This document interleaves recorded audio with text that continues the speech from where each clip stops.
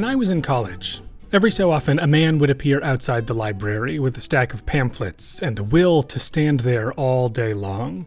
As people would walk nearby, he'd hold out a pamphlet and gently plead, "Help stop violence," over and over and over again. Facebook pages would pop up as a tribute to the Help Stop Violence guy. It was a small campus, so everybody knew who this person was. But the attention he got wasn't always kind. The thing is, the violence he was referring to was the violence that occurs on factory farms in this country. And his pamphlets were all about the terrors of meat, egg, and dairy production. His mission was to get kids to go vegan. And this was back in 2008 or so, before plant-based eating went mainstream, before you could get Impossible Burgers at Burger King, before non-dairy ice cream was delicious, which it is now. And I was like those other kids, rolling my eyes at the Help Stop Violence guy, thinking, if we're not supposed to eat meat, why does it taste so good? But one day, I don't know why, I took the pamphlet from Sir Help Stop Violence, and suddenly my food started to look very different.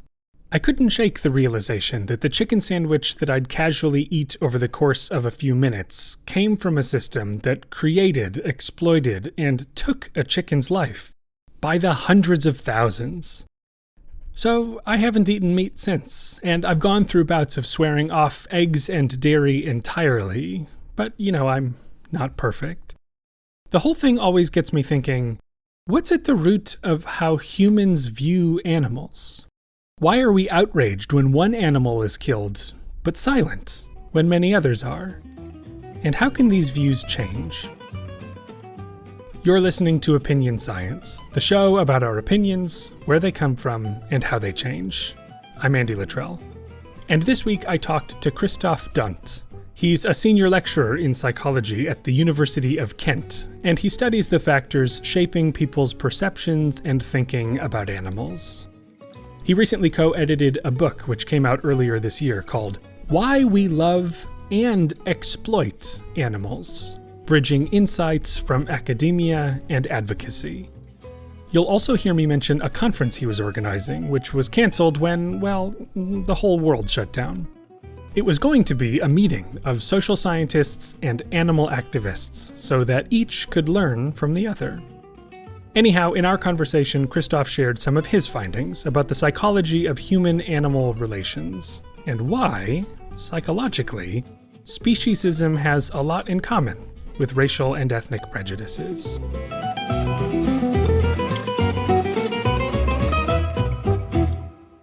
Yeah, so I thought one place we could start was just, so you have a book, co-edited a book that just came out. You were in the process of organizing a conference, which obviously it didn't get to happen this year. And so that signals sort of a bubbling up of interest in these topics of humans' relations with other animals and advocacy on the part of those animals. And so I was wondering if you could even just sort of, to start, pull back the lens a little and give an overview of where are we in the process of, or where did this interest come from? Why do you think that this now is sort of a bubbling field of work?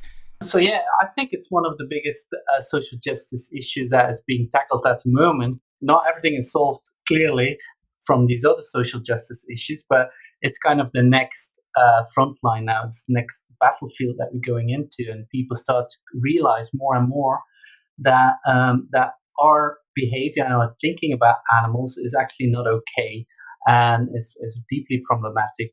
And so we not only kind of harming animals, it also harms ourselves. It also harms humans, and more people start to be aware of that. So it's now start to get easier to get people on board in this kind of animal rights struggle, because we're harming the environment by doing it. We're harming ourselves, our health by doing this. And that's kind of what people have now been start to investigate as well in psychological research. Could you give an overview of kind of what those harms are, maybe just to set the stage for things? So for people who are really unaware of what kinds of harms you might be talking about.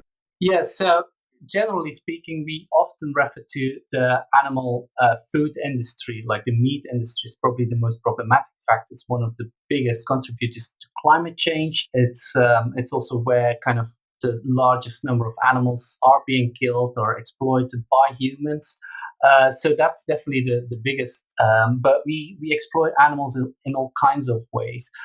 We use them to entertain ourselves for sports, the cosmetic industry with animal tests, and then also the pharmaceutical industry and medical tests. These are all different ways how we kind of use animals just to get human benefits from it. And what's interesting is these harms are not new, but it seems like the issues are gaining more traction. Do you have any sense of why it's taken this long for a light to get shined in a sort of global sense to what's going on? That's a very good question, and I actually don't know why it's been taking so long. It's already since the 70s, 80s, and more scholars in philosophy have been writing about it and like really pointing out that our relations to animals is problematic. But yeah, I actually can't really tell why it has been taking so long to really kick it off. And yeah, you do see in all kinds of different sectors of society that there's a lot more interest in it and more people start to care more.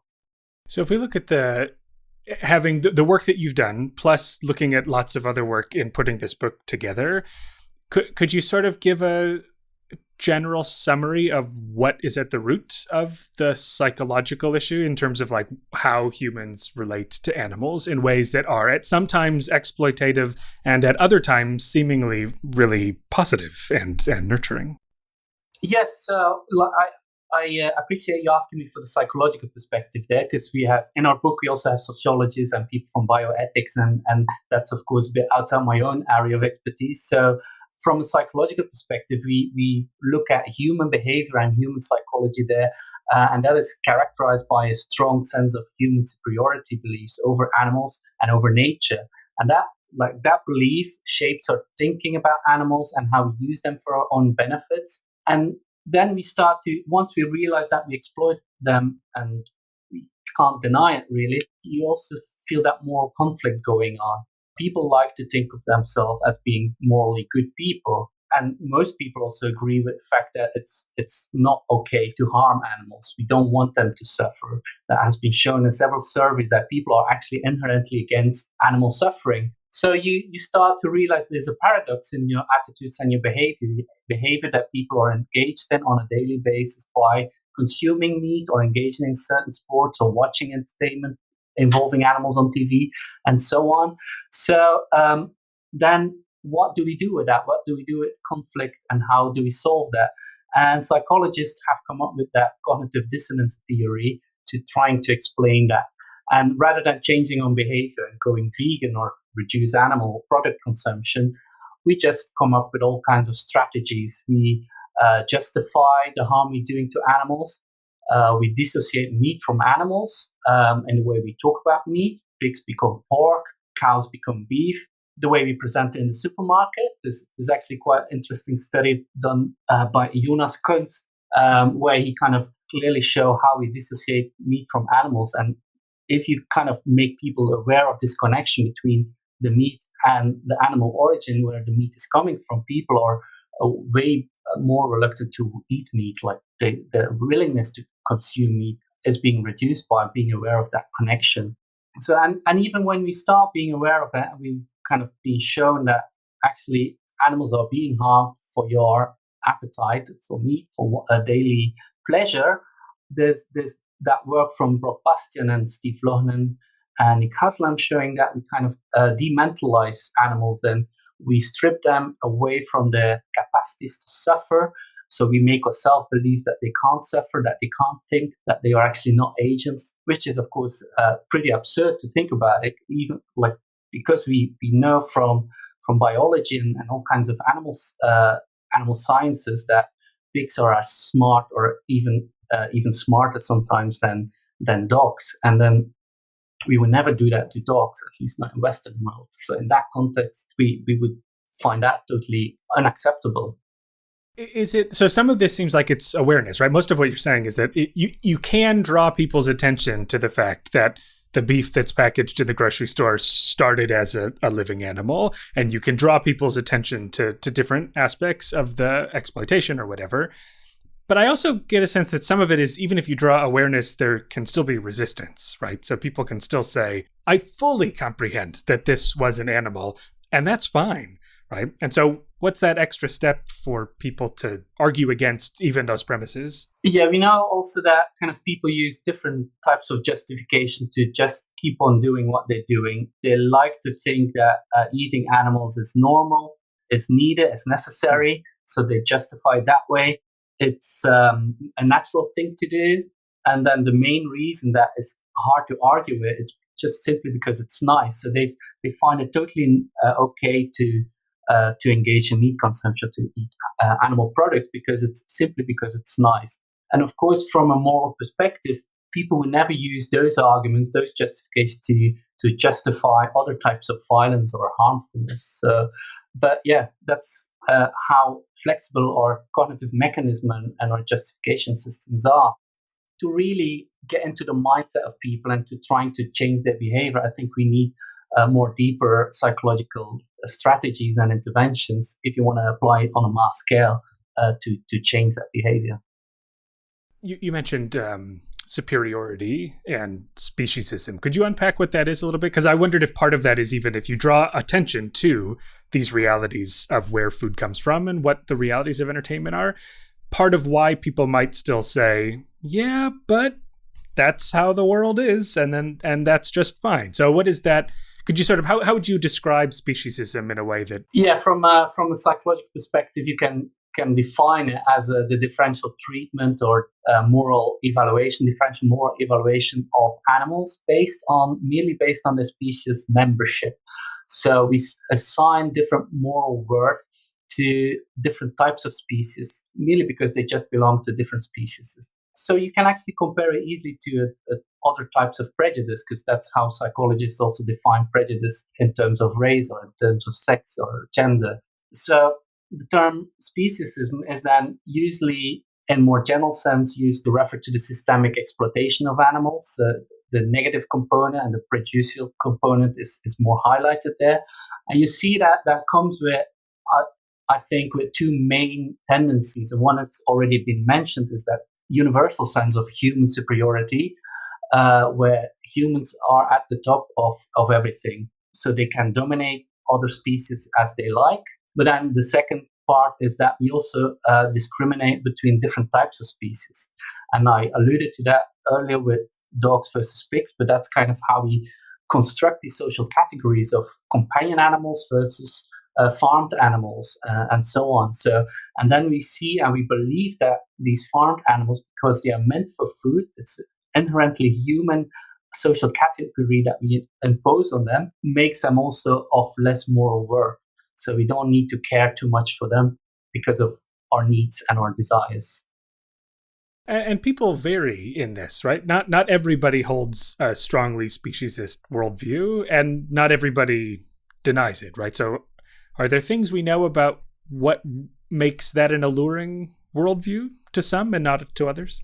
Yeah, so it's definitely an individual difference variable. So people differ in the way they kind of support these species principles and human superiority beliefs. And we've been looking in our own work at ideological factors, because I'm also doing a lot of research in political psychology and general ideological motives and beliefs. And in my previous work and with my collaborators, we all investigate these ideological variables to predict prejudice towards racial outgroups, to predict sexism, homophobia, and so on. And then we start to think about, these are kind of these common roots, these common ideological belief system underpinning different types of prejudice, as Alport kind of referred to as generalized prejudice. So if these types of species, if that's really a type of prejudice connected to other types of prejudice, that same common ideological root must be at the core of it. And one of these variables that we start to investigate is social dominance orientation. And that's the degree to which people prefer society to be constructed in a very hierarchical way, with a strong sense of inequality between social groups, as opposed to a more egalitarian structured society. And then we start to look at these correlations between social dominance orientation, and we systematically found that those who really are in favor of unequal societies and inequality between social groups are also not just more likely to score higher on ethnic prejudice scales, but also score much higher on on speciesism, endorse human superiority beliefs. And then we took it one step further there. We also asked the question why ethnic prejudice is correlated with speciesism. So, and we thought that social dominance would be a key driver there. So when we parceled out for this common variance, this common core underpinning different types of prejudice, we clearly found that social dominance indeed explained much of the variance that was shared between different types of prejudice. So you're saying there's sort of a common root to all of these types of prejudice that seems to be due in large part, but not exclusively, but in large part to this idea of the society works in the way that it works because things should be unequal. Some groups ought to be on top, some species ought to be on top, and others are subservient, right? And that's sort of a common worldview that would help explain why someone would have all sorts of prejudices. Is that kind of yes, right? That's exactly what we thought as well, and that's heavily inspired by social dominance theory by Jim Sidanis and Felicia Prater. They actually outline very similar principles in their book, and they kind of in one sentence they also refer to animals, or can't really remember how specifically, but that also triggered us like, wow, this has been underexplored. No one really investigated. So and then we kind of proposed that model, which we then called the social dominance human-animal relations model, to extend the social dominance framework to human-animal relations as well. And what you see done by many other researchers is that they've done similar research to look at environmentalism, applying social dominance theory to why we exploit nature. Hard to call that social I guess kind of, right? So, but the idea is that like humans are dominant over nature. Is that sort of the world, what that means? Yeah, there are different explaining theories behind them, and one is inherently related to human intergroup relations as well, and that's kind of that social justice, environmentalism aspect as well. That we exploit nature, also at least partly because we want to exploit or keep low status groups at the bottom. It's kind of linked together with environmental justice reasons as well. It's often the low status group that suffer most from the nature exploitation as well, the environmental exploitation as well. So it's kind of a mix between, on the one hand, feeling entitled to exploit nature and at the same time animals. So that's one component, but also on the other hand, doing that also is helping the higher status group mostly, and actually oppress the lower status groups in society. Yeah, putting it as feeling entitled, that seems like a useful way of summarizing this, that you feel entitled to use nature, other animals, other groups as you wish, because that's fine. That's how it's supposed to be.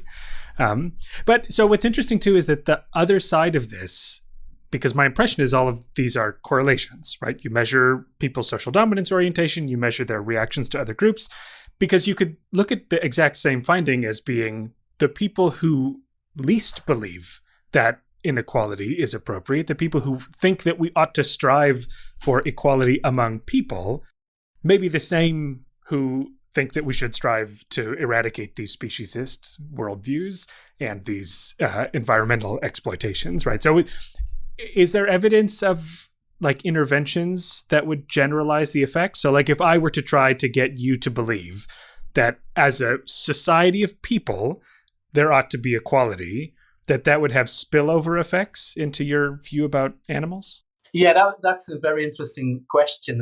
And I don't know of any solid intervention research that has been, we've been playing around with these ideas, like how can we do that? And we should kind of expect these spillover effects, but the only research I can think of now is the work we've done on intergroup contact. And in some of my previous work, was my first main topic that I've been doing research on, was how prejudice can be reduced through intergroup contact.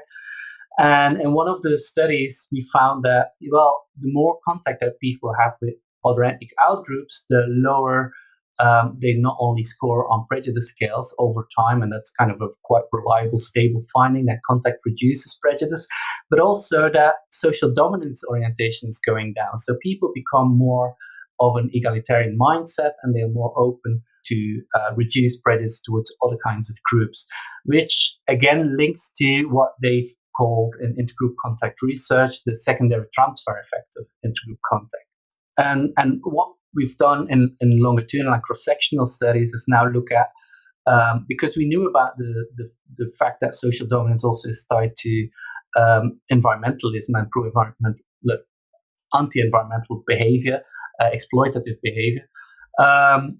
We looked at the longitudinal effects of contact on social dominance, and then further on pro-environmentalism. And that's how we kind of also connected those dots and show these spillover effects. So that's kind of the closest that I can think of that would be an answer to your question. But I think much more needs to be done in terms of effectively testing types of interventions. I'm very much interested in how interspecies contact could reduce social dominance orientation as well, or how classroom interventions that we know that work to reduce prejudice may also open up people's minds towards other groups, but also towards animals. I reminds me of this weird conflict of when you go to a zoo. I don't know, at least in the States, when you go to the zoo, you'd think this is an opportunity, holding constant what we know to be true about zoos sometimes, that it's a contact opportunity, right? For kids to come in contact with animals and get excited about animals. And then it always strikes me as weird that when you go to the food court, it's all hamburgers, chicken nuggets, and these other things. And you go, again, that just stems back from that lack of connection, right? That you go, well, if we're not seeing this as animals, then the possibility of that transfer from the contact experience might be reduced. Yeah, exactly. So it's a lot more complicated than for instance, group contact theory can just, if you read about it, it can come across as very simplistic, even though the core tenets of it seems to be reliable and true. And there's so much more going on. And that's the same with human-animal relations. We have this kind of classification systems in our head from the day we kind of are socialized into society, that some animals are meant to be eaten and others are meant to be left alone and be kind of appreciated and taken care of. And I think with food animals, the farmed animals, we will not help them by bringing people to a zoo. What could help, and that should be tested, but there's a lot of stories out there that say, well, when I visited a farm sanctuary and was able to connect to these animals and play around with a pig, or just really start to see what they are and how they behave in the natural environment, it really make the connection. It really open the eyes that these are sensitive beings and are smart and of course can suffer as well. So that's where you can actually make some change. If you kind of change people's beliefs, but also make them empathize with these farm animals, that could help, and that could be kind of a meaningful interspecies contact situation. I was thinking too about, to go back to the earlier question about why now? Why is there more interest in animal welfare and sorts of things? And I wonder if some of it stems from kind of what we were saying with the possibility of those spillover effects, where we've seen over the last 50, 60 years, a lot of progress and interest in sort of human civil rights and human equality related messages, that once you sort of activate those thoughts and sort of push that social dominance orientation toward the lower end, it maybe opens people up. So I wonder, maybe there's a more proximal step, meaning human related equality maybe is more proximally associated with a social dominance orientation to people. But then once that's, satisfied, quote unquote satisfied, it sort of makes people go, oh, well, there are these other groups or ideas that are in low status positions and for maybe no good reason. And so maybe that explains some of that too. Yeah, I would tend to agree with that.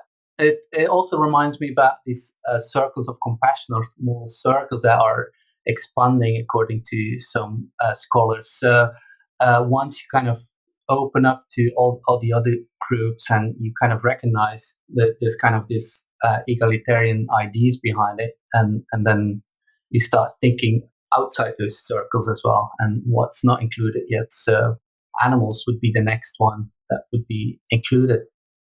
Have you found any pushback in linking speciesism to social dominance? So I told you that I teach this now in my prejudice class as sort of once we talk about social dominance orientation and how it's related to prejudices toward other kinds of groups, I sort of just throw out the research that you've done to say, and it seems to extend to these other things. And I always expect a little bit more pushback from students. And I've gotten a little bit of it to say like, well, come on, that's a little far-fetched. This is a class on prejudice. Prejudice is about people. It's not about animals. So I just wondered if you faced any pushback in trying to sort of gain traction on this connection.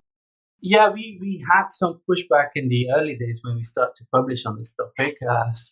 Social psychologists in general were not like really open to it.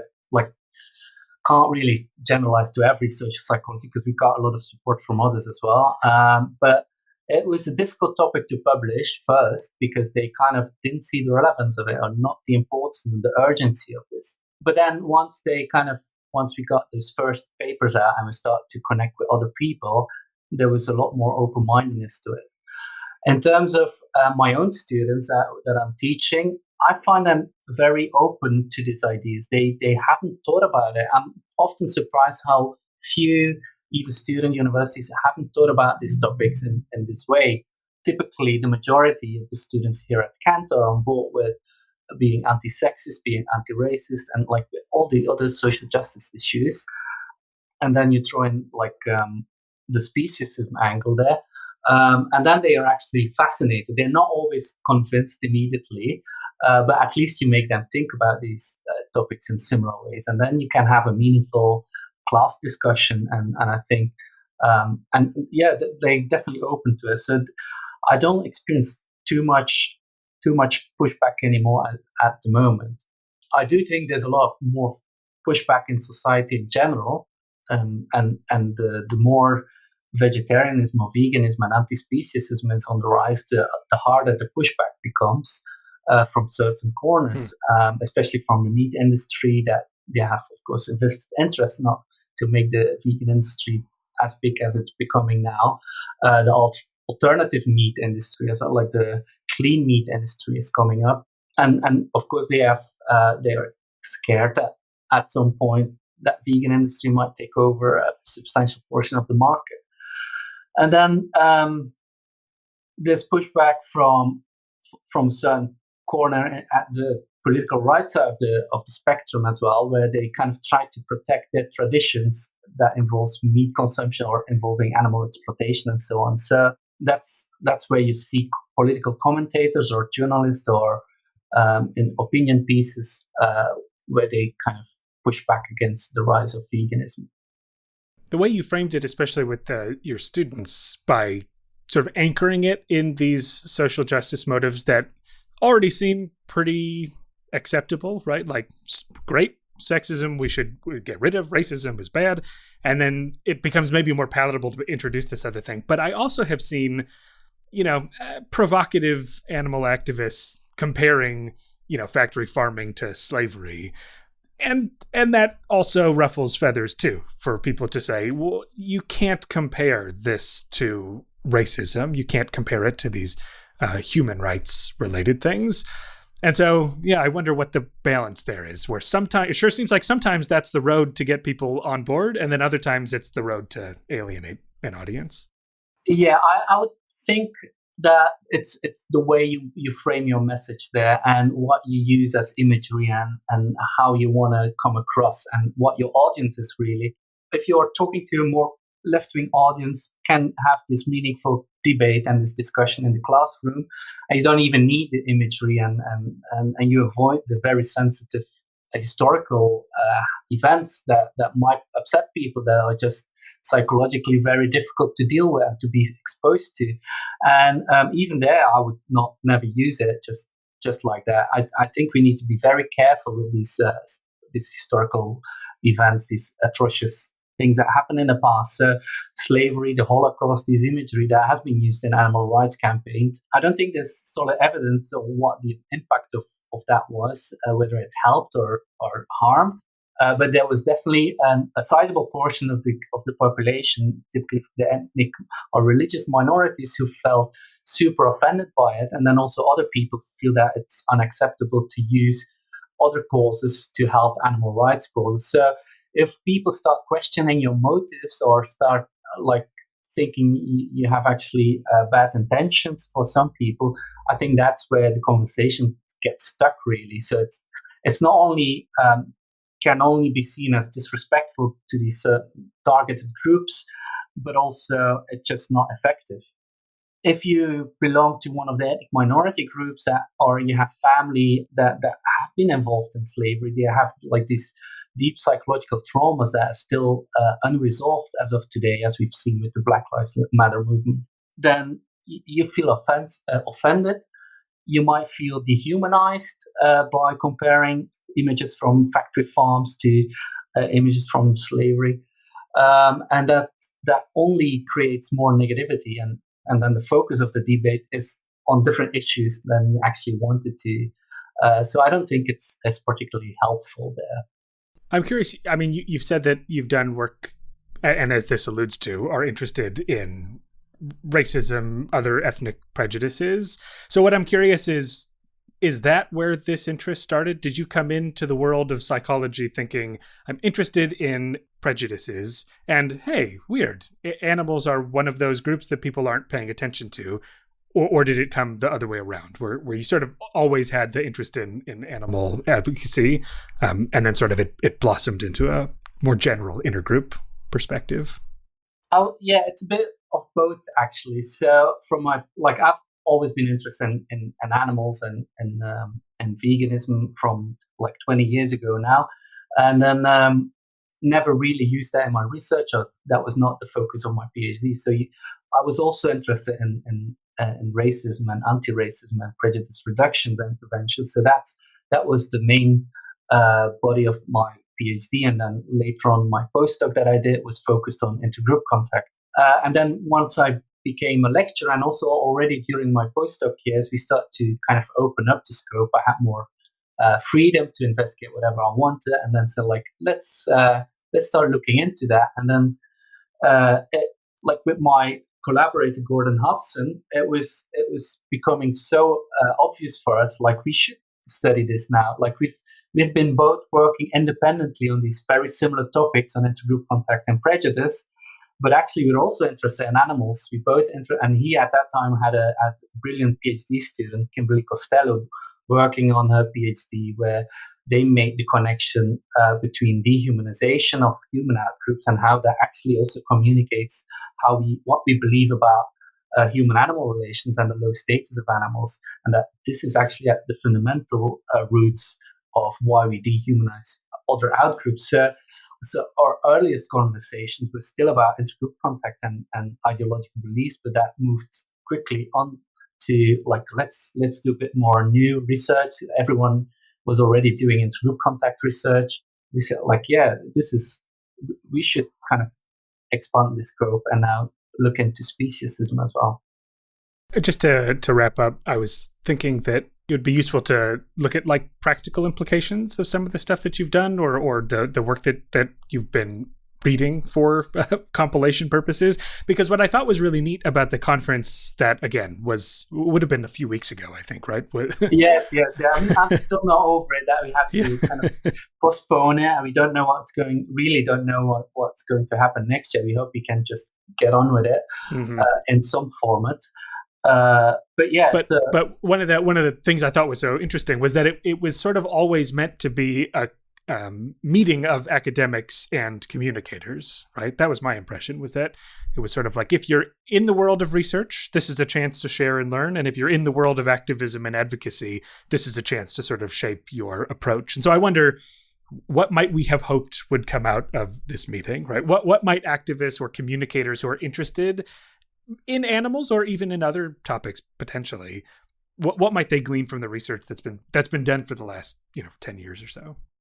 Yeah, so one of the main reasons, and also with the book, with the subtitle "Bridging Insight from Academia and Advocacy," we wanted to bring these two worlds together, who often not talk to each other, or with academics being often in their ivory towers, not knowing what's actually going on in the streets or in the real world.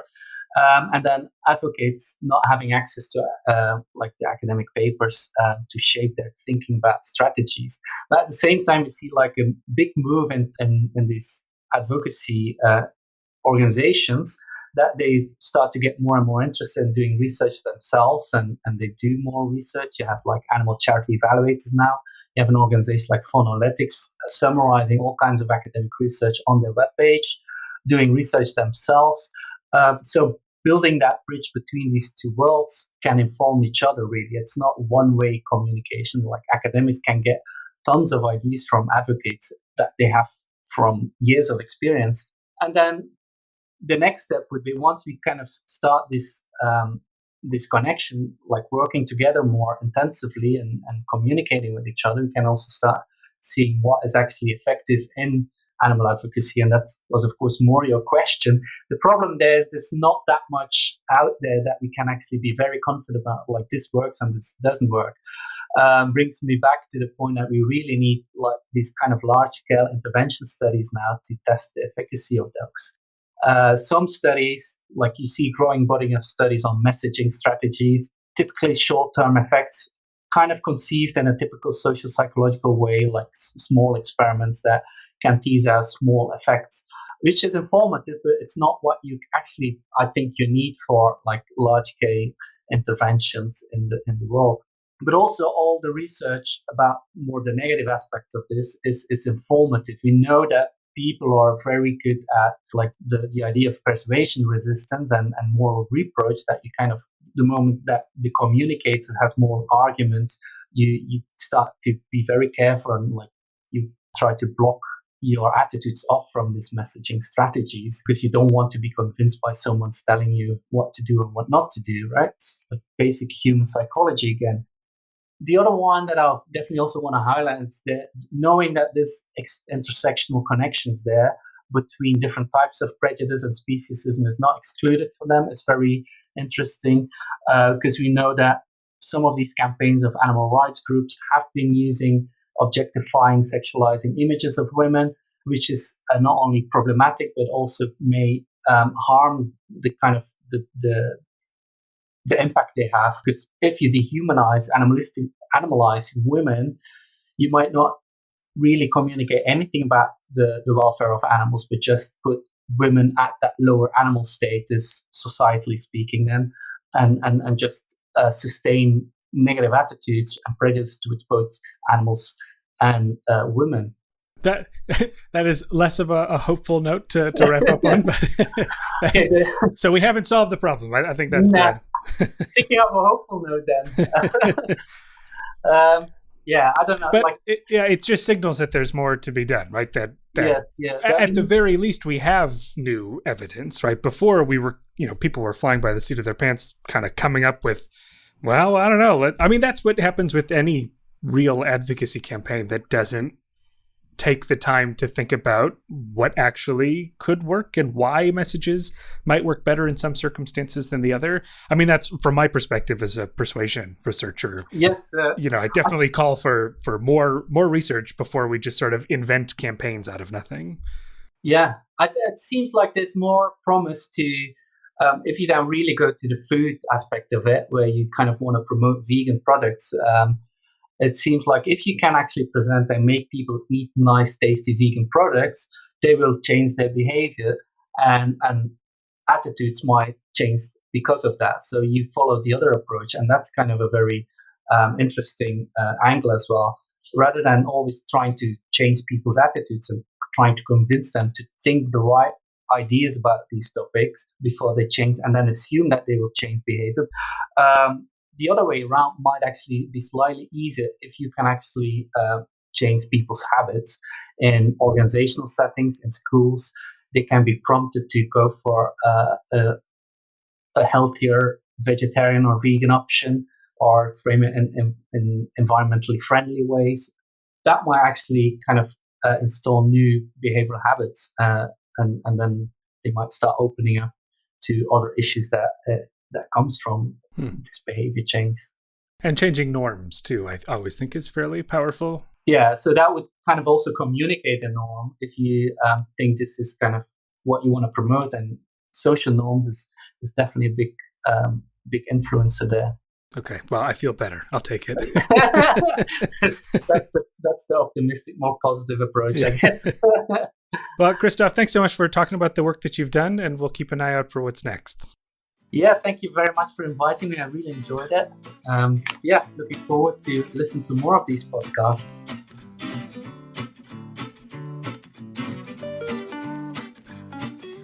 That'll do it for this episode of Opinion Science. Thank you to Kristof Dhont for coming on the show. To learn more about his work, check out the show notes for a link to his lab's website and a link to his new book, Why We Love and Exploit Animals. And hey, I'd be remiss if I didn't take this opportunity to promote a project from a few years ago. In grad school, after visiting collaborators in Spain a couple times, I wrote and released my own vegan cookbook called Vegan Spanish Cooking. It's vegan versions of classic Spanish foods, and you can get it on Amazon. I'll put a link in the show notes. Every summer, I make the pisto and gazpacho from that book constantly, so that's my recommendation. As always, head on over to opinionsciencepodcast.com to learn more about the show and to get a transcript of this week's episode. Follow us on Facebook and Twitter at OpinionSciPod, and you can also rate and review the show at Apple Podcasts to encourage people to check it out. Okay, that's all for now. See you next week for more Opinion Science. Bye-bye.